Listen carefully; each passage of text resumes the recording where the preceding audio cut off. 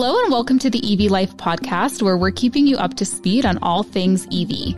I'm your host, Crystal Maharaj, and today I'm joined by... It's Allison Bench, the producer of EV Life. Thanks for joining us again. So do you want to tell our audience a little bit about what today's episode is going to be about? Yeah. So, as we're talking about EVs and how Albertans need to be kind of thinking about them and looking to the future and what our roads are going to look like, a big thing is, buying an EV. Yes, purchasing an EV and also looking at other vehicles that aren't cars that are also EVs. Mm-hmm. Yeah, because that's something, obviously, when you think of an EV, you think about like a vehicle for the road, like a truck or passenger a car. vehicle. Yeah, like something you're going to take to work or take the family around shopping on the weekend. But, and so of course we're going to be talking to Go Auto, and they're kind of more of a traditional type dealership that will be giving you kind of your standard passenger vehicles. But then, in Edmonton, there's also a dealership that is looking into motorcycles and also eyeing recreational vehicles. I don't think they have any yet, but I know that that's coming soon. Yeah, that was a great conversation. So we spoke to Chad Leys, who's a sales associate, and Chris Parsons, who is the corporate power sports division manager of Martin Motorsports. And they joined us to talk about zero motorcycles. So just these motorcycles that are fully electric. Mm-hmm. Yeah. And it was really interesting to me because a lot of the things that they said about the motorcycles and how people react to them is very similar to how people who first drive an EV react. And so it's really exciting that, that community, the motorcycle community, can also access an electric option. Yeah.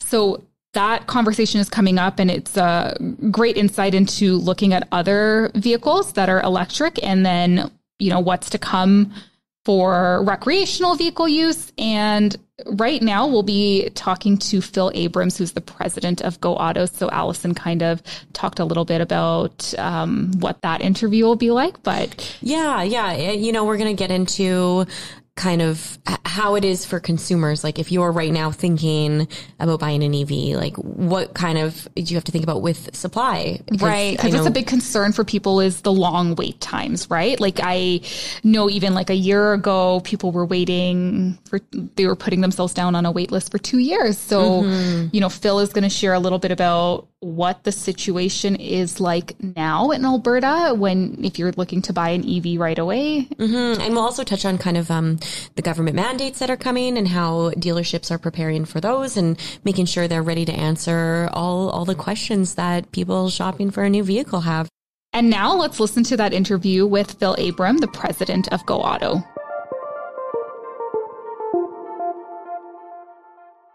So how long has Go Auto been involved in the EV market, and how have you seen consumer interest grow since you've been working there?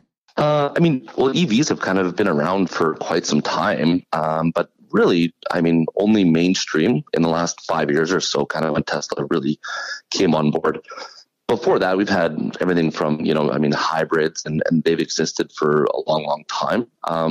I think Toyota had their first kind of hybrid electric car. The Prius came out in 1997. So technology has been there for a while. I think mainly just adoption has been really slow, and we've really seen it pick up over the last 3 to 4 years, especially. So what's the market like right now for those looking to buy an EV? Are people having to wait quite a while for vehicles, or is supply and demand fairly consistent? I think for the last 2-3 years, it's been really, really tight to try and get any specific EVs. But we have noticed in the last 3 to 6 months here, there is more supply coming. There are cars being readily available. That being said, though, if you are after something particular, a specific brand or a type of car, it's always best to try and get your name in and order exactly what you want. And some of those can take anywhere from 3 months to 2 years, depending upon what model and trim and everything else you're after. Are you able to share maybe some brands that are readily available? Yeah, I think Ford has done a really, really wonderful job in the last couple of years of getting production ramped up and running. So they have Mach-E's and Lightnings have become more available in the marketplace than they previously were. Audi as a luxury brand has a lot more out there and kind of on ground that you can go in and buy right now. And some of the other manufacturers that were, a year or so behind that are still having a tough time catching up with kind of production and getting stuff out there. So for someone who maybe is looking to buy an EV in the next few months, are they just better off calling the dealerships and just asking hey, what do you have on hand, or what can I get in the next 4 to 6 months? But it sounds like Ford might be the best option for people looking to get one right away. Yeah, it's up and down. And I mean, inventory kind of comes in waves still. I think post-COVID, logistics and supply have been really difficult, I think, for almost every industry, and auto's no exception. But stuff does just show up in waves. At some points, you'll have 100 vehicles land for the month, and some months you'll have 10. And it just really depends on when they can get stuff here, and depends on where they're built and what factories are doing, and what kind of issues they have grabbing parts. As we all know, there are mandates coming from the government of Canada around zero emission vehicle requirements. How is Go Auto preparing its locations and employees for these changes? Yeah, I think there's been some pretty consistent exposure to these vehicles over the last 2-3 years, even when you weren't selling a bunch of them into the marketplace. But training started, 3-4 years ago for our technicians, just to understand new battery technology, electric motors, how the cars work, how they operate. And then also you need to explain to all of our sales staff, you need to understand, what they're about, what are the mileage ranges, what is different about an electric car versus an ICE vehicle. So that's been ongoing for the last multiple years. And I think now that they're more prevalent, there's more vehicles showing up and more of a demand, they've been able to utilize that information better. Right. So there's a lot of changes, right? Because the cars are so different. Yeah, there's a ton, and there's a big investment on our part just to make sure that we're ready and we're prepared, and we have everything that the clients need as they slowly transition from ICE vehicles to EVs. Has Go Auto already began transitioning to accommodate electric vehicles? Yeah, we've had to over the last few years. There's been investments made both in the properties in regards to chargers at almost half of our locations between Edmonton and BC, and going on training for the last 2 to 3 years, just to understand the vehicles and comfortable and confident in replacing batteries and dealing with electric motors as well. So what kind of questions are your frontline workers hearing from customers when they come in looking at EVs? Is there a top question that they get asked often? Yeah, it's almost always about range. And especially in Alberta, it becomes a question of range in the summer, but also range in the winter. Battery degradation in the cold is definitely a thing, and it definitely impacts how far you can go. So that is probably the first and foremost that anyone might ask. Right. And are there questions that people should be asking when they're considering an EV? Yeah, I think it's just more what are the additional costs? I think sometimes we forget that the vehicles themselves come with basically what's a trickle charger. So you could plug it into the wall in your garage and it'll give you a few miles for every hour that it's charging, but doesn't necessarily give you enough to get to a full charge overnight. So there is an upgrade that you do have to do. You do have to get an electrician in. You have to buy a different charger. That'll make sure you kind of never get stranded out on the road when you're driving. Right. So considering the cost that comes after you buy the vehicle as well. Yes. And are there top requested EVs or top selling EVs that your dealerships have? Yeah, I think right now anything that's in that $50,000 to $60,000 range, and there's a ton of options out there from almost every manufacturer, both Kia, Hyundai, Nissan, Volkswagen, and those would be the most difficult to attain right now. There just isn't a lot of supply. Is it because the demand is so high because they're more affordable? That's right. That's exactly it. Well, Phil, I've had such a great conversation with you. Thank you so much for talking to us and sharing this knowledge with our audience today. Oh, it's my pleasure. Thanks so much for the call. And that was my conversation with Phil Abrams, the president of Go Auto. And now I'll be talking to Chris Parsons, the corporate power sports division manager, and Chad Leys, a sales associate at Martin Motorsports. And we'll be talking to them about zero motorcycles.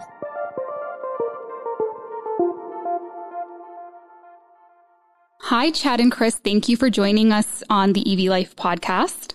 Hi, thanks for having us. Yeah, thanks for having us. Chad Leys with Martin Motorsports. I am a sales associate here. I've been with Martin for almost 19 years now, selling all of our fun Can-Am and Widescape toys and zero motorcycles. And I'm Chris Parsons. I am the corporate power sports division manager for Martin Motorsports. So been with the company for almost 13 years now, and I'm in charge of basically under the Martin Motorsports umbrella, anything that's not in our marine division. So all of the BRP products, Ski-Doo, Can-Am, Sea-Doo, Zero motorcycles as well. So we're so excited to talk to you today because we've talked a lot about electric vehicles, but this is the first time we're going to be talking to a company that sells electric motorcycles. So before we kind of get into the conversation, can you tell us a little bit about Martin Motorsports and the type of vehicles that your company offers? Yeah, absolutely. So Martin Motorsports has been in the business of creating adventures over the last 50 years. We represent brands such as Can-Am Off-Road, Can-Am On-Road, Ski-Doo, Sea-Doo, Widescape, and Zero motorcycles, which is what we're here to discuss about today. Yeah, so you all obviously decided to delve into electric with the Zero motorcycles. Can you maybe share a little bit about how that decision was made? Yeah, I think in general here at Martin Motorsports, we really want to try and be leaders in the space, in the power sports space. So the intention was really to try to be ahead of the curve. We know that the EV and the electric space is coming, and we really wanted to be leaders in that space. We looked to see who was actually leaders in that space in the motorcycle community, and Zero being in business for over 13 years now, making just electric motorcycles. And we had a chance to look at the product. We really felt that the quality and their performance really meshed well with who Martin Motorsports is. And we really wanted to, like I said, learn that EV business to be leaders in Western Canada. So.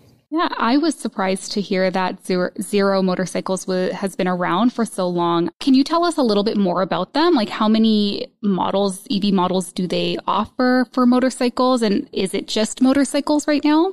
Yeah, so with the Zero motorcycles, they offer over 10 different bikes to choose from, split up into two different styles of riding. You've got your dual sport, and then you've got your street bikes. So dual sports, they've got a few different models, such as the FX, DS, DSR, and the DSRX.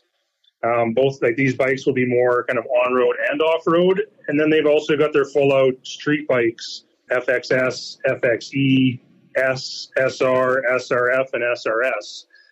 So they definitely give us a wide range of bikes for anybody that is looking to get out on the open road with a two-wheel bike. Yeah, 10 models, that's a lot to choose from. So I'm, again, a little bit surprised because I'm only recently hearing about the electric motorcycles, but it seems like they've been around for quite some while.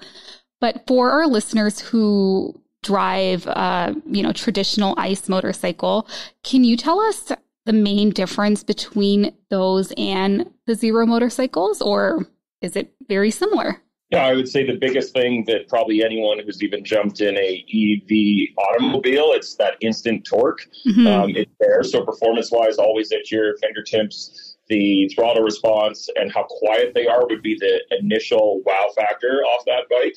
There's also that whole group of people on ICE traditional motorcycles, we've all heard of the loud pipe save lives group. Yeah.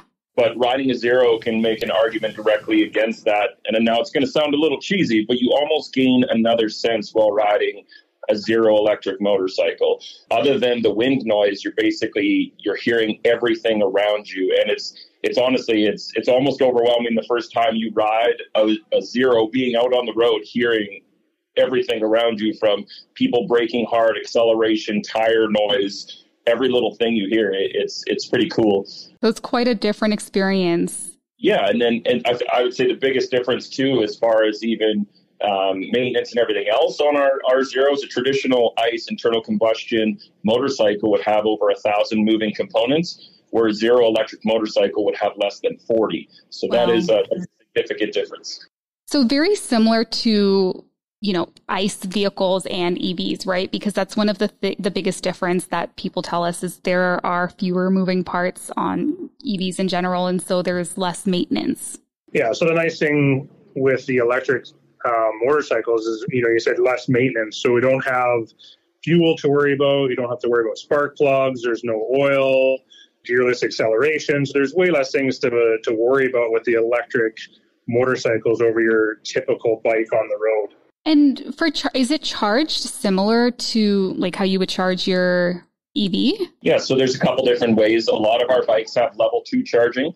So that would be the bigger charging stations that we see in parkades or on the side of the highway. But all of our bikes can also charge off level 1. So level 1 would be the traditional wall socket you have in your house, in your garage. So another really cool difference from a zero electric motorcycle to an internal combustion is you put your zero in your garage at night, you plug it in, even just to any wall socket in your garage, and your bike has essentially filled itself up with energy. So when you go to work the next morning, it's topped off again and ready to go for you. So. Right. Are you able to share just on average how long it takes for those motorcycles to charge up? Because I know with the vehicles, and it really varies, but it can take quite a while. Is it similar for the motorcycles, or is it a little bit faster because the batteries are smaller?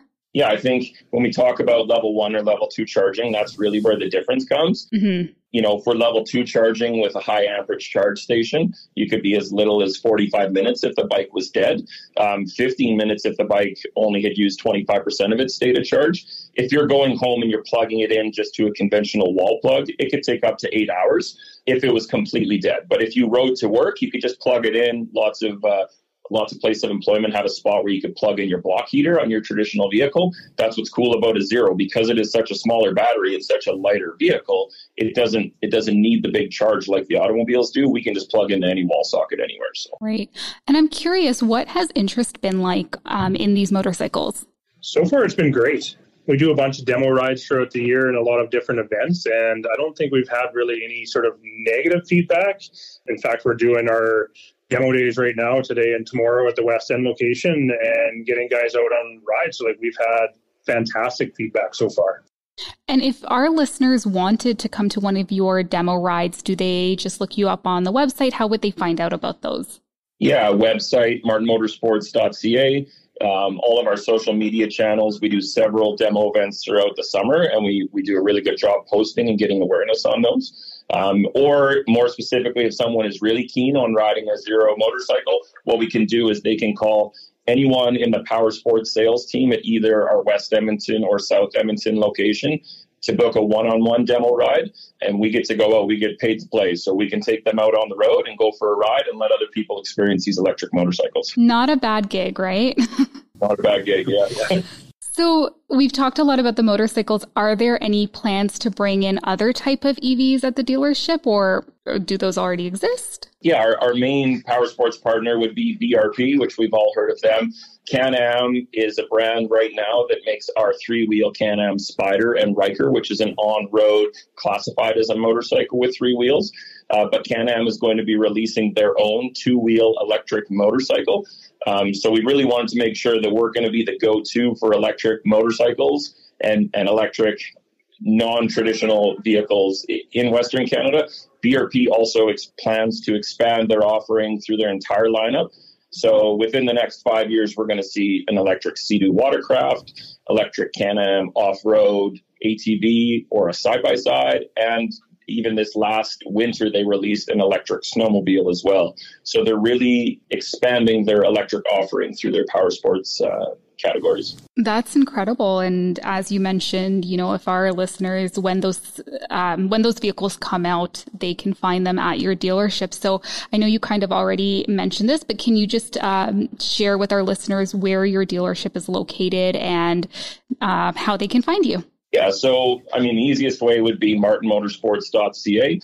That has the addresses of our two Edmonton locations. Our West Edmonton location is just off 170th Street on 118th Ave. And the other location is just off 50th Street and Whitemud. So they're in really easy to find locations. You'll see the big BRP logo when you pull up. You can't miss us. Thank you both so much for joining us on the podcast today. This was such a great conversation. Before we wrap up, is there anything else you wanted to share with our audience?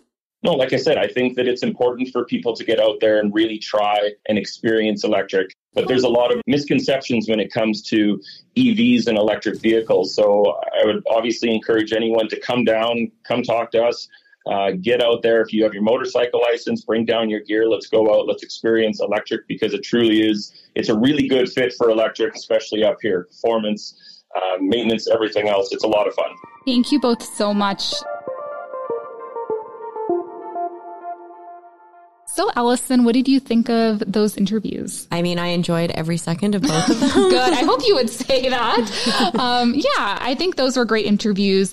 Just giving a little bit of insight for those of you who are considering purchasing an electric vehicle and what that process might be like. Mm-hmm. And yeah, I'm really excited about, like we heard in those interviews, there's always something new happening. Yeah. And there's always new vehicles coming out. And in the last 5 years has been such a big jump forward with the offerings. And so it's so interesting to think what a conversation with both of those organizations will look like even just a year or two down the line. Yeah. And if you're curious about EVs, if maybe you're considering buying one, we want you to come and join our EV Life community on the AMA mobile app.